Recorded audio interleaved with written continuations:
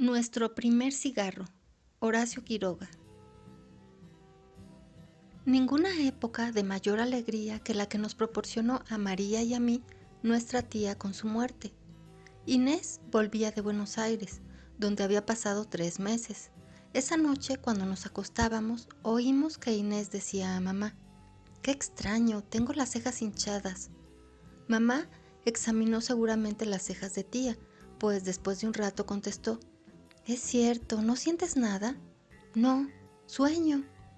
Al día siguiente, hacia las 2 de la tarde, notamos de pronto fuerte agitación en la casa, puertas que se abrían y no se cerraban, diálogos cortados de exclamaciones y semblantes asustados.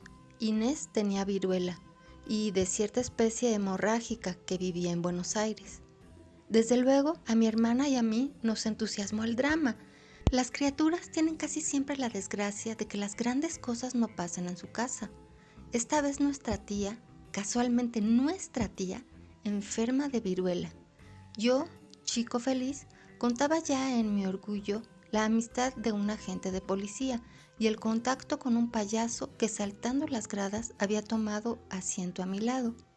Pero ahora el gran acontecimiento pasaba en nuestra propia casa, y al comunicarlo al primer chico que se detuvo en la puerta de la calle a mirar, había ya en mis ojos la vanidad con que una criatura de riguroso luto pasa por primera vez ante sus vecinillos atónitos y envidiosos. Esa misma tarde salimos de casa, instalándonos en la única que pudimos hallar con tanta premura, una vieja quinta de los alrededores. Una hermana de mamá que había tenido viruela en su niñez quedó al lado de Inés. Seguramente en los primeros días mamá pasó crueles angustias por sus hijos que habían besado a la virulenta, pero en cambio nosotros, convertidos en furiosos Robinsones, no teníamos tiempo para acordarnos de nuestra tía. Hacía mucho tiempo que la quinta dormía en un sombrío y húmedo sosiego, naranjos blanquecinos de diaspis, duraznos naranjas de la horqueta, membrillos con aspecto de mimbres, higueras rastreantes a fuerza de abandono. Aquello daba, en su tupida hojarasca que ahogaba los pasos, fuerte sensación de paraíso. Nosotros no éramos precisamente Adán y Eva, pero sí heroicos Robinsones, arrastrados a nuestro destino por una gran desgracia de familia, la muerte de nuestra tía, acaecida 4 días después de comenzar nuestra exploración. Pasábamos el día entero huroneando por la quinta, bien que las higueras, demasiado tupidas al pie, nos inquietaran un poco. El pozo también suscitaba nuestras preocupaciones geográficas. Era este un viejo pozo inconcluso, cuyos trabajos se habían detenido a los 14 metros sobre el fondo de piedra, y que desaparecía ahora entre los culantrillos y doradillas de las paredes. Era, sin embargo, menester explorarlo, y por vía de avanzada logramos con infinitos esfuerzos llevar hasta su borde una gran piedra. Como el pozo quedaba oculto tras un macizo de cañas, nos fue permitida esta maniobra sin que mamá se enterase. No obstante, María, cuya inspiración poética primó siempre en nuestras empresas, obtuvo que aplazáramos el fenómeno hasta que una gran lluvia, llenando el pozo, nos proporcionara satisfacción artística a la par que científica. Pero lo que sobre todo atrajo nuestros asaltos diarios fue el cañaveral. Tardamos 2 semanas enteras en explorar, como era debido, aquel diluviano enredo de varas verdes, varas secas, varas verticales, varas dobladas, atravesadas, rotas hacia la tierra. Las hojas secas, detenidas en su caída, entretejían el macizo, que llenaba el aire de polvo y briznas al menor contacto. Aclaramos el secreto, sin embargo, y sentados con mi hermana en la sombría guarida de algún rincón, bien juntos y mudos en la semioscuridad, gozamos horas enteras el orgullo de no sentir miedo. Fue allí donde una tarde, avergonzados de nuestra poca iniciativa, inventamos fumar. Mamá era viuda. Con nosotros vivían habitualmente 2 hermanas suyas, y en aquellos momentos un hermano, precisamente el que había venido con Inés de Buenos Aires. Nuestro tío de 20 años, muy elegante y presumido, habíase atribuido sobre nosotros 2 cierta potestad que mamá, con el disgusto actual y su falta de carácter, fomentaba. María y yo, por de pronto, profesábamos cordialísima antipatía al padrastrillo. Te aseguro, decía él a mamá, señalándonos con el mentón, que desearía vivir siempre contigo para vigilar a tus hijos. Te van a dar mucho trabajo. Déjalos, respondía mamá cansada. Nosotros no decíamos nada, pero nos mirábamos por encima del plato de sopa. A este severo personaje, pues, habíamos robado un paquete de cigarrillos, y aunque nos tentaba iniciarnos súbitamente en la viril virtud, esperamos el artefacto. Este consistía en una pipa que yo había fabricado con un trozo de caña por depósito, una varilla de cortina por boquilla y por cemento masilla de un vidrio recién colocado. La pipa era perfecta, grande, liviana y de varios colores. En nuestra madriguera del cañaveral cargámosla María y yo con religiosa y firme unción. 5 cigarrillos dejaron su tabaco adentro, y sentándonos entonces con las rodillas altas, encendí la pipa y aspiré. María, que devoraba mi acto con los ojos, notó que los míos se cubrían de lágrimas. Jamás se ha visto ni verá cosa más abominable. Deglutí, sin embargo, valerosamente la nauseosa saliva. ¿Rico?, me preguntó María ansiosa, tendiendo la mano. Rico, le contesté pasándole la horrible máquina. María chupó y con más fuerza aún. Yo, que la observaba atentamente, noté a mi vez las lágrimas y el movimiento simultáneo de labios, lengua y garganta rechazando aquello. Su valor fue mayor que el mío. Es rico, dijo con los ojos llorosos y haciendo casi un puchero, y se llevó heroicamente otra vez a la boca la varilla de bronce. Era inminente salvarla. El orgullo, solo él, la precipitaba de nuevo a aquel infernal humo con gusto a sal de Chanteau, el mismo orgullo que me había hecho alabarle la nauseabunda fogata. «Psst», dije bruscamente prestando oído. «Me parece el gargantilla del otro día. Debe de tener nido aquí». María se incorporó, dejando la pipa de lado, y con el oído atento y los ojos escudriñantes nos alejamos de allí, ansiosos aparentemente de ver al animalillo, pero en verdad asidos como moribundos a aquel honorable pretexto de mi invención para retirarnos prudentemente del tabaco, sin que nuestro orgullo sufriera. Un mes más tarde volví a la pipa de caña, pero entonces con muy distinto resultado.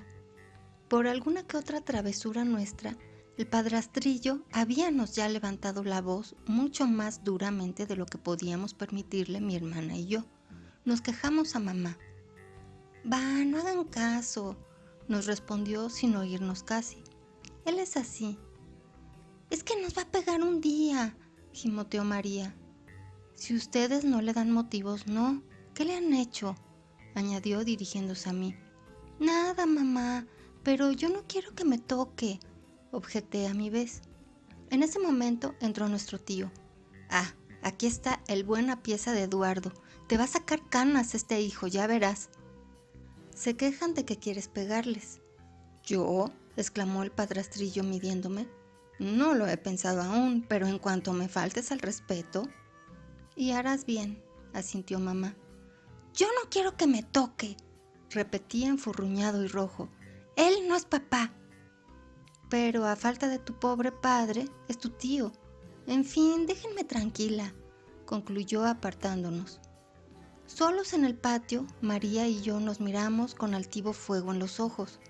«Nadie me va a pegar a mí», asenté. «No, ni a mí tampoco», apoyó ella por la cuenta que le iba. «Es un sonso». Y la inspiración vino bruscamente y, como siempre, a mi hermana con furibunda risa y marcha triunfal. «Tío Alfonso es un sonso. Tío Alfonso es un sonso». Cuando un rato después tropecé con el padrastrillo, me pareció por su mirada que nos había oído, pero ya habíamos planteado la historia del cigarro pateador, epíteto este a la mayor gloria de la mula mod. El cigarro pateador consistió, en sus líneas elementales, en un cohete que, rodeado de papel de fumar, fue colocado en el atado de cigarrillos que tío Alfonso tenía siempre en su velador, usando de ellos en la siesta. Un extremo había sido cortado a fin de que el cigarro no afectara excesivamente al fumador. Con el violento chorro de chispas había bastante, y en su total todo el éxito estribaba en que nuestro tío, adormilado, no se diera cuenta de la singular rigidez de su cigarrillo. Las cosas se precipitan a veces de tal modo que no hay tiempo ni aliento para contarlas. Solo sé que en una siesta el padrastrillo salió como una bomba de su cuarto, encontrando a mamá en el comedor. ¡Ah! ¡Estás acá! ¿Sabes lo que me han hecho? Te juro que esta vez se van a acordar de mí. ¡Alfonso! ¿Qué? No faltaba más que tú también. Si no sabes educar a tus hijos, lo voy a hacer yo. Al oír la voz furiosa del tío, yo, que me ocupaba inocentemente con mi hermana de hacer rayitas en el brocal del aljibe, evolucioné hasta entrar por la segunda puerta en el comedor y colocarme detrás de mamá. El padrastrillo me vio entonces y se lanzó sobre mí. «¡Yo no hice nada!», grité. «Espérate», rugió mi tío, corriendo detrás de mí alrededor de la mesa. «Alfonso, déjalo». «Después te lo dejaré». «Yo no quiero que me toque». «Vamos, Alfonso, pareces una criatura». Esto era lo último que se podía decir al padrastrillo.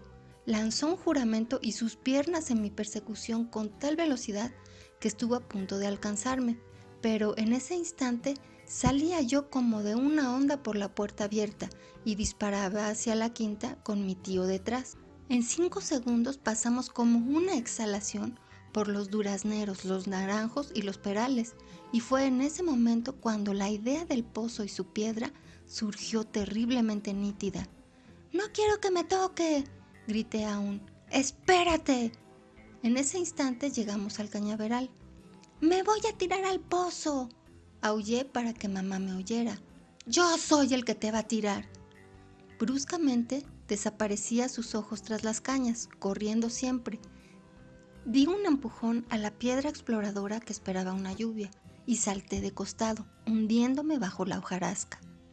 Tío desembocó enseguida, a tiempo que, dejando de verme, sentía allá en el fondo del pozo el abominable zumbido de un cuerpo que se aplastaba. El padrastrillo se detuvo totalmente lívido, volvió a todas partes sus ojos dilatados y se aproximó al pozo. Trató de mirar dentro, pero los culantrillos se lo impidieron. Entonces pareció reflexionar y, después de una atenta mirada al pozo y sus alrededores, comenzó a buscarme. Como desgraciadamente para el caso hacía poco tiempo que el tío Alfonso cesara a su vez de esconderse para evitarlos cuerpo a cuerpo con sus padres, conservaba aún muy frescas las estrategias subsecuentes e hizo por mi persona cuanto era posible hacer para hallarme. Descubrió enseguida mi cubil, volviendo pertinazmente a él con admirable olfato, pero fuera de que la hojarasca diluviana me ocultaba del todo, el ruido de mi cuerpo estrellándose obsediaba a mi tío, que no buscaba bien en consecuencia. Fue pues resuelto que yo yacía aplastado en el fondo del pozo, dando entonces principio a lo que llamaríamos mi venganza póstuma. El caso era bien claro. ¿Con qué cara mi tío contaría a mamá que yo me había suicidado para evitar que él me pegara? Pasaron 10 minutos. «¡Alfonso!», sonó de pronto la voz de mamá en el patio. «¿Mercedes?», respondió aquel tras una brusca sacudida. Seguramente mamá presintió algo, porque su voz sonó de nuevo alterada. «¿Y Eduardo? ¿Dónde está Eduardo?», agregó avanzando. «Aquí conmigo», contestó riendo. «Ya hemos hecho las paces». Como de lejos mamá no podía ver su palidez ni la ridícula mueca que él pretendía ser beatífica sonrisa, todo fue bien. «No le pegaste, ¿no?», insistió aún mamá. «No, si fue una broma». Mamá entró de nuevo. Broma. Broma comenzaba a ser la mía para el padrastrillo. Celia, mi tía mayor, que había concluido de dormir la siesta, cruzó al patio y Alfonso la llamó en silencio con la mano. Momentos después, Celia lanzaba un «¡Oh!» ahogado, llevándose las manos a la cabeza. «¿Pero cómo? ¡Qué horror! ¡Pobre, pobre Mercedes! ¡Qué golpe!». Era menester resolver algo antes que Mercedes se enterara. ¿Sacarme con vida aún? El pozo tenía 14 metros sobre la piedra viva. Tal vez, quién sabe, pero para ello sería preciso traer sogas, hombres y Mercedes. ¡Pobre, pobre madre!, repetía mi tía. Justo es decir que para mí, el pequeño héroe mártir de su dignidad corporal, no hubo una sola lágrima. Mamá acaparaba todos los entusiasmos de aquel dolor, sacrificándole a ellos la remota probabilidad de vida que yo pudiera aún conservar allá abajo, lo cual, hiriéndome mi doble vanidad de muerto y de vivo, avivó mi sed de venganza. Media hora después, mamá volvió a preguntar por mí, respondiéndole Celia con tan pobre diplomacia que mamá tuvo enseguida la seguridad de una catástrofe. «Eduardo, mi hijo», clamó arrancándose de las manos de su hermana que pretendía sujetarla y precipitándose a la quinta. «Mercedes, te juro que no. Ha salido. Mi hijo, Alfonso». Alfonso corrió a su encuentro, deteniéndola al ver que se dirigía al pozo. Mamá no pensaba en nada concreto, pero al ver el gesto horrorizado de su hermano, recordó entonces mi exclamación de una hora antes y lanzó un espantoso alarido. «¡Ay, mi hijo! ¡Se ha matado! Déjame, mi hijo, Alfonso, me lo has muerto». Se llevaron a mamá sin sentido. No me había conmovido en lo más mínimo la desesperación de mamá, puesto que yo, motivo de aquella, estaba en verdad vivo y bien vivo, jugando simplemente en mis 8 años con la emoción, a manera de los grandes que usan a las sorpresas semitrágicas, el gusto que va a tener cuando me vea. Entretanto gozaba yo íntimo deleite con el fracaso del padrastrillo. Pegarme, rezongaba yo, aún bajo la hojarasca. Levantándome entonces con cautela, sentéme en cuclillas en mi cubil y recogí la famosa pipa bien guardada entre el follaje. Aquel era el momento de dedicar toda mi seriedad a agotar la pipa.